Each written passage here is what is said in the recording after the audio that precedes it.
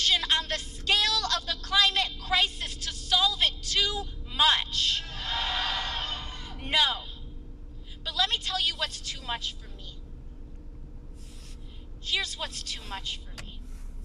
What's too much for me is politicians looking and allowing babies' blood to get poisoned in Flint for corporate profits. That is what is too much for me.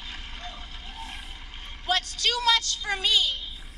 What's too much for me is coal barons coming up to Washington, D.C., demanding bailout after tax break after bailout for themselves, and then not even paying their own miners' pensions and put their own miners' health care. That is what is too much for me. That is too much for me. What is too much for me is the fact that ExxonMobil knew exactly that climate change was real and man-made as far back as 1970, and instead of being part of the solution, they paid millions of dollars to lobby and lie and confuse the American public about it, endangering generations to come. That is too much for me. What is too much for me is the fact that in 1989, the year that I was born, was first notified by NASA that climate change was going to threaten my life and everyone here's life to come, and they did nothing. That is too much for me.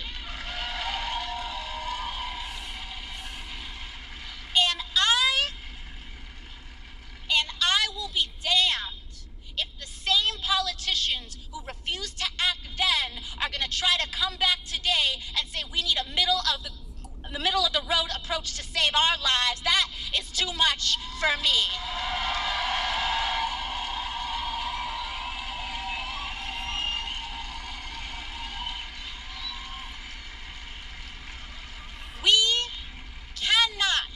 We cannot, and we will not accept anything less than a solution to save ourselves, and that's exactly what this is.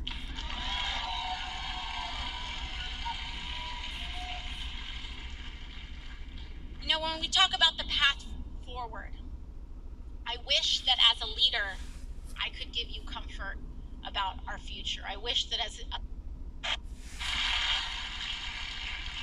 because I've been in that chamber.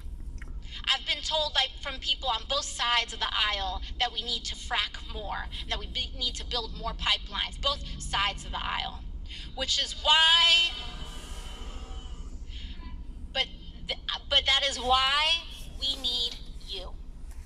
Because with your help, with your insistence, with your organizing, with your demands, with your voting, with your mobilizing a broader electorate than we have ever seen before in American history, we do not have to go down that path.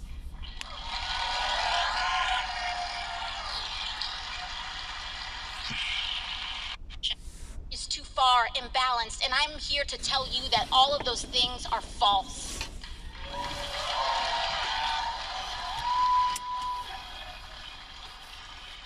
We are at a crossroads unlike any we have seen before. But the good thing is that the average everyday person has never been more powerful in human history than it is today.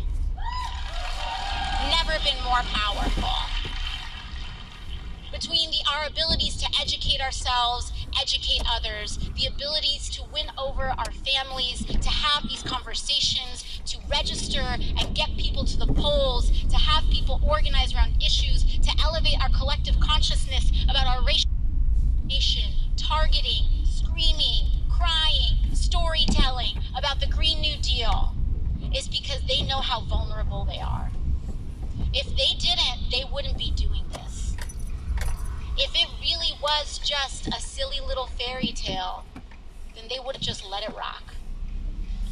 But they know the electoral and the knowledge and the actual organizing energy that is behind this. Because no one wants to leave a poor and worse earth for their children to inhabit. Not a single human being.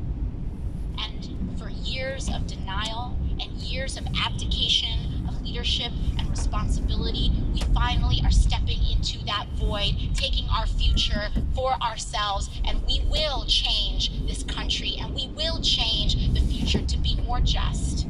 Because the logic that we are fighting against right now, this is not just about putting solar panels on our homes.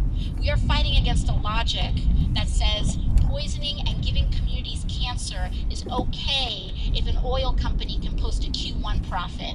And we're here to say no more.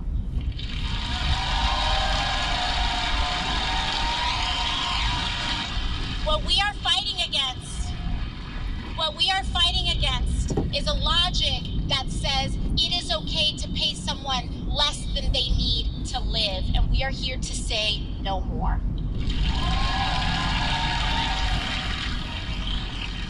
And what we are also fighting against is a logic that says we can extract enough off of human life and our environmental resources to the point of destroying our own humanity just to post profit no more. We will not accept that anymore. We cannot accept that anymore.